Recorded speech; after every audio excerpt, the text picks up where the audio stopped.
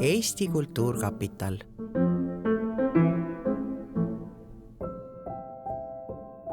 Aasta 1925 oli maailmas oluline selle poolest, et ilmus Francis Scott Fitzgeraldi romaan Suur Gatsby ja Adolf Hitleri romaani Minu võitlus esimene osa.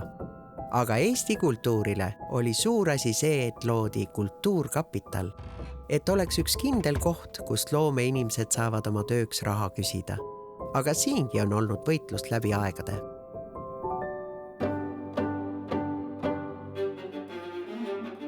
Arvatagu pealegi, et kunst sünnib õhust, armastusest ja kannatustest, aga isegi Juhan Liivi puhul ei pea see paika.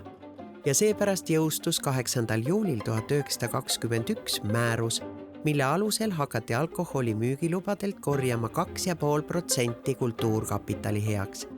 Ja kui muidu arvatakse, et kunstiinimesed ei saa suurt millegagi hakkama ja on eluvõõrad, siis siin panevad ka nemad oma õla alla.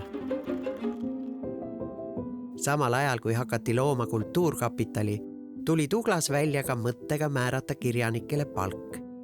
Kui täpselt 100 aastat hiljem see mõte teoks sai, oli netikommentaatoritel nii palju kirjutamist, et nad ei saanudki nädalaid magada, vaid muudkui vuhkisid. Mis palk?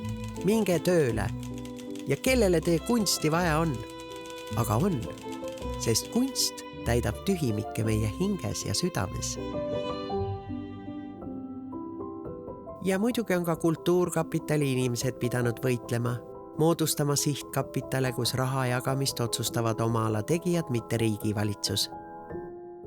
Nõukogude Eestis alates 24. aprillist 1941 Kultuurkapitali enam polnud. Oli kunstide valitsus. Kultuurkapital on nagu kakuke. Kõik tahavad temast tükikest välja hammustada või ta tervenisti alla neelata. Õnneks sai otsa hoopis Nõukogude Liit ja 1. juunil 1994 kuulutas Lennart Meri Riigikogus välja Kultuurkapitali seaduse.